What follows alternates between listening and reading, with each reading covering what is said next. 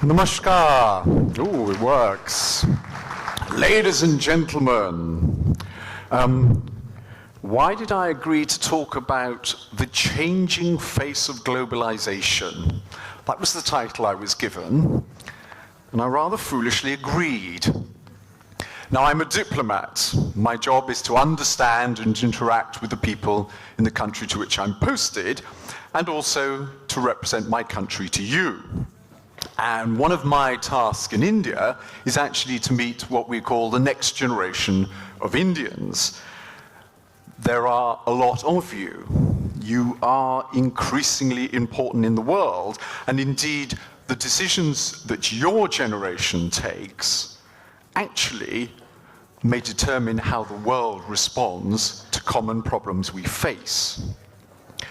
So when the students at Jadavpur invited me to do this TEDx talk, I said, yes, of course, I'd be delighted to do it. I'd love to do it.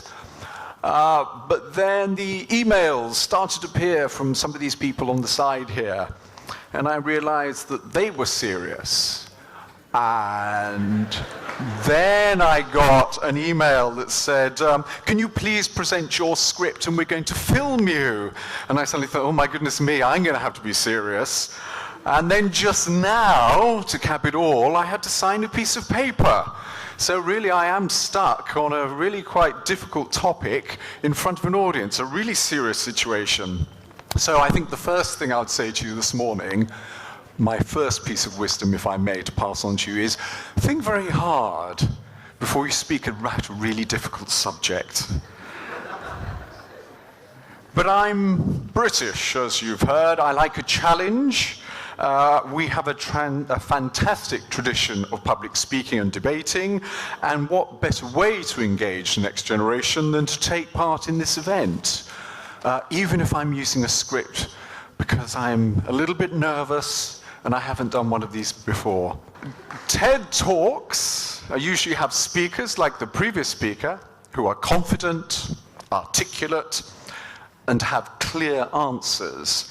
While I'm reasonably confident, sometimes articulate, never at all according to my wife, I'm not sure that on such a complicated question that I foolishly agreed to talk about the changing face of globalization, there is any simple answer, any clear idea.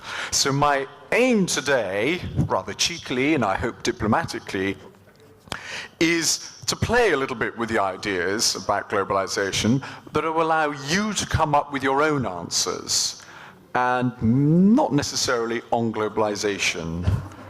So, because actually when I do these sorts of events, I only speak for about 5 minutes. And there's a good reason, because I want to talk about things that you want to hear about. I think that's in the trade, that's called answering questions. But in a TED Talk, although I realize this format is a little bit fluid, I have to convey an idea worth spreading, as Mr. Anderson said. But I don't think that's very easy when there's such a huge topic as globalization. So actually I've come with a little bit of a gimmick. I'm ready to strike a deal. I want to entertain you. I've made you laugh a little bit. I hope I'll make you laugh more. But I want to use all my diplomatic skills to engage and influence your minds. And if at the very end of this talk you enjoy it and you applaud, I offer to do something that I hope will be very memorable. Because what I want to do today is make you go away and remember something about what I've said, of course. That's the point, I think. So I offer to relive and restage an event involving perhaps the most famous Bengali alive today. So that's the deal. Now I can't really see you very well, but I don't know, how do you feel about the deal? Is there interest there? Yes? You're a bit unsure? Okay, well, you see up for the deal. Good. When I first visited Jadavpur, I saw a graffito that said, "You cannot teach us and ask us not to question." Question was in capitals, by the way. Now, as a diplomat, my main task is to negotiate texts, international agreements, of course, international conventions drawn up under the umbrella of the United Nations, bilateral treaties, memoranda of understanding, and so on. And believe it or not, but we diplomats are very precise on texts. And much of my work is actually about checking, amending, and I hope improving texts. So I hope you won't mind if I have a little suggestion for that graffito. I think it would be so much more powerful if it said, "You cannot teach us to think and ask us not to question." I'd like to think in Britain, our university education is about teaching people to develop the habit of critical thinking. And indeed, at the start, I was delighted to hear that Professor Day said that. So let me try and get you thinking about this subject that I foolishly agreed to talk about, the changing face of globalization. Now, one technique that I was taught many years ago is if you faced with a very difficult question, try and deconstruct it. Question the questioner, or question the question, the assumptions and so on behind it. And when I was given this title, and when I thought about it, and when I finally got round thinking about it, I was thinking to myself, globalization, face. Does globalization have a face? I'm getting excited. If we are going to talk about a face, of course, I think we're in the realms of metaphor. And if there is a metaphor for the face of our world, I think it's probably that it's a very round face. And it's probably mostly colored blue, or it would be when the sun was on it. And then I think there would be large patches of brown and green and yellow and gray. And at the top and bottom of this face, it would be white. And there'd also be little patches of white in the middle of the grey and the green, or perhaps not the grey, but certainly the green, the yellow, and so on. And if we are to believe what some scientists, in fact most scientists think, then perhaps the changing face of our world is that the white bits at the top and the bottom of the face are sort of shrinking and getting smaller, as are the bits that sit on the top of the mountains. And the other aspect, of course, is that our world, the face, to use the metaphor, is covered with swirls of grey and white. And these clouds seem to be moving quicker than before. And the storms becoming stronger, more powerful, more damaging. And of course, last year, according to reports I saw recently, was the warmest year on record. And I suppose if we're talking about the changing face, then if those temperatures keep rising, there's going to be less of the white and perhaps more of the blue. I could go on with the metaphor, I shouldn't, because I know you want me to talk about globalization. Some bright young thing from Jadavpur said to me, or thought, I want to get him to talk about globalization. So if my first tip is don't talk about difficult subjects, especially in a TED talk. And if my second tip is please deconstruct the question, the third thing that is so important is define what it is you are talking about.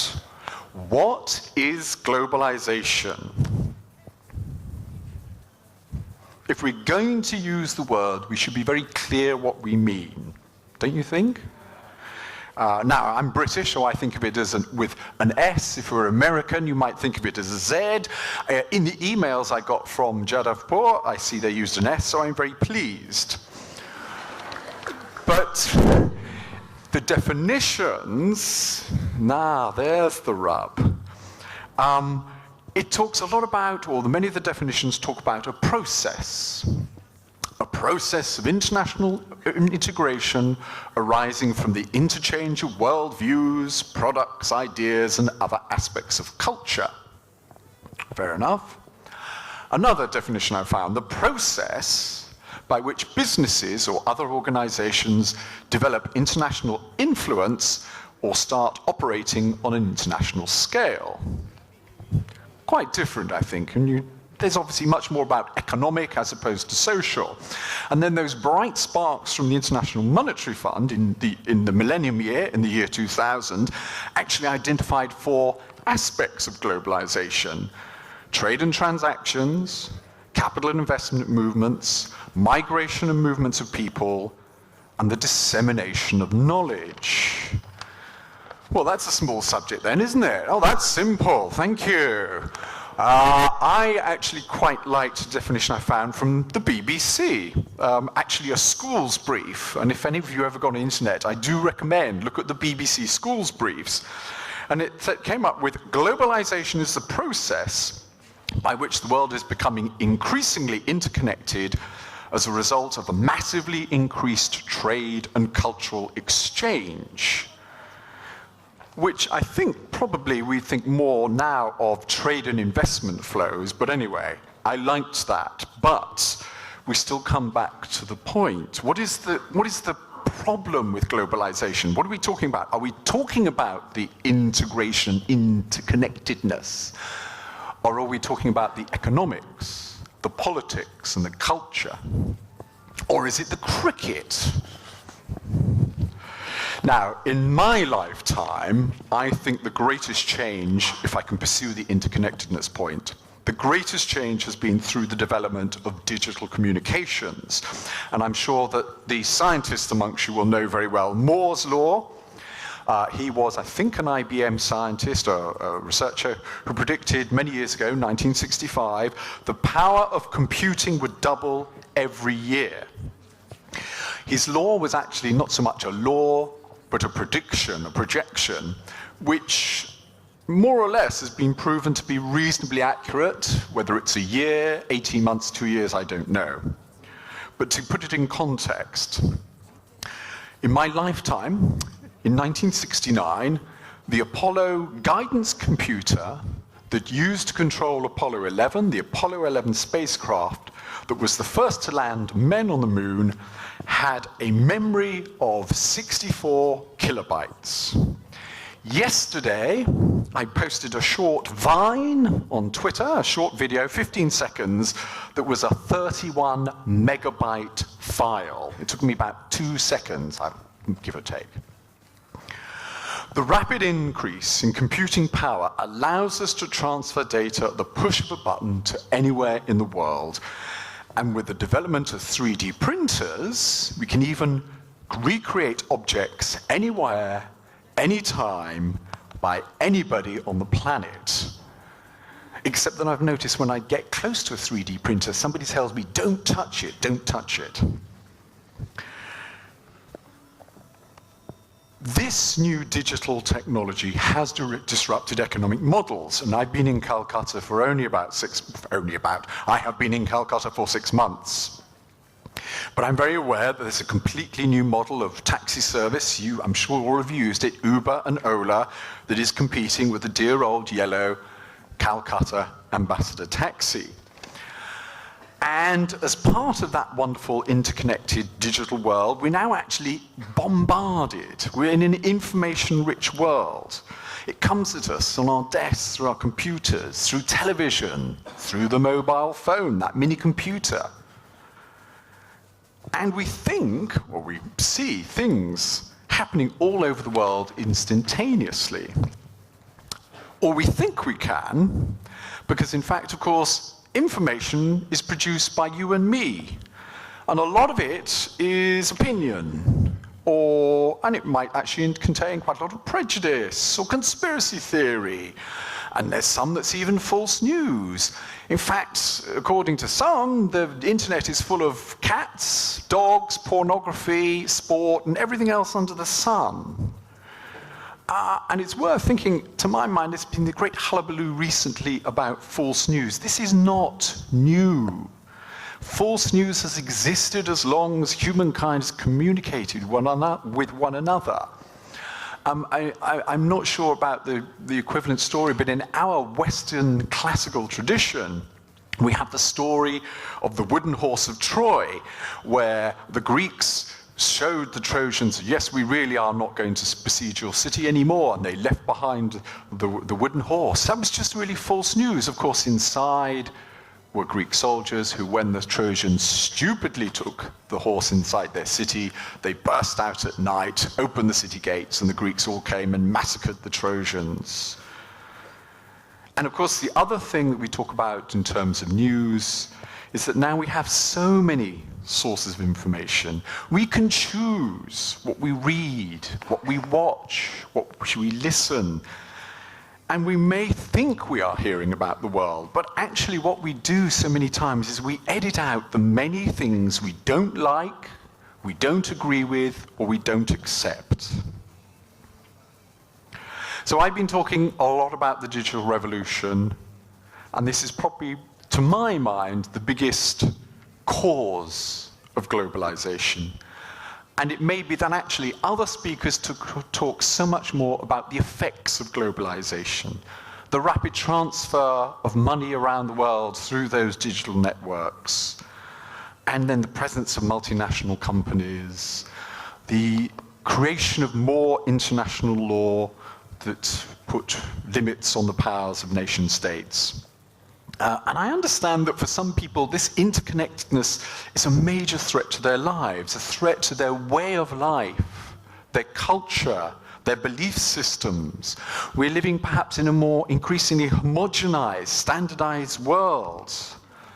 So in good British fashion, I'll throw Shakespeare and say, or draw on Shakespeare.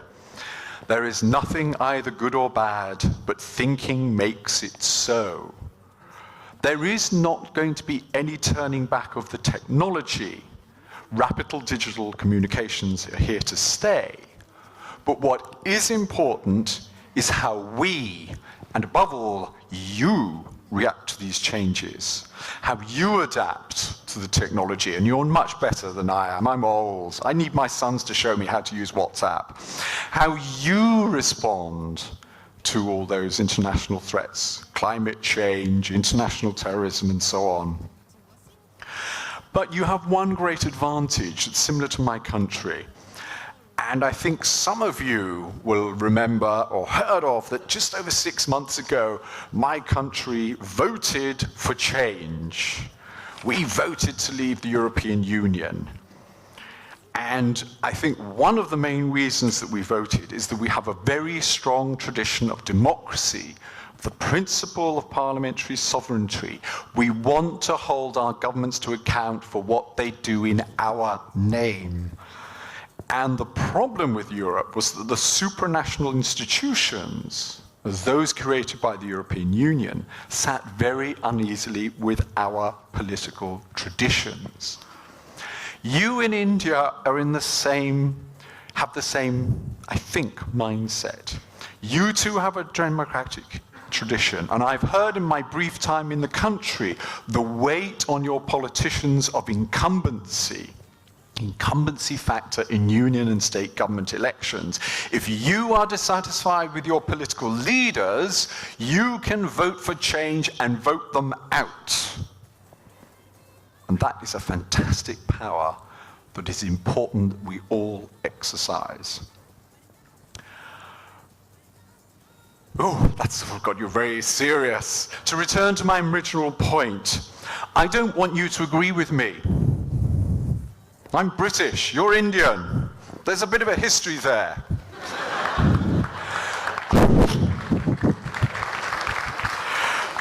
I would be very happy for you to question me. I think we might be running short of time, I don't know. But what I want you to do is to think for yourselves.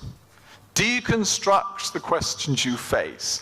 Define the terms that you use, and think very hard when you're asked to talk about such complicated subjects as the changing face of globalization. So how are you feeling? Do you want me to follow through on the deal? Oh, a bit unsure. I'm not sure. I think I've been a bit too serious. I can't, oh gosh, there are lots of you upstairs. I couldn't really see, the lights are so strong. You really want me to follow through the deal? Okay. I have to take the mobile phone out for this because I couldn't come today and resist it. I mean, there are some forms of globalization that are undoubtedly beneficial. The globalization of cricket, I couldn't come today and make you think, I've got to make them remember me. And as some of you may know, I was there at Eden Gardens last Sunday. The local newspaper decided I might be a fun person to write an article. I didn't watch yesterday, but of course I know all about Kanpur, the great bowling performance. And of course, you are all in favour of the globalisation of cricket, aren't you? Absolutely. And it allows Bangladesh to beat us.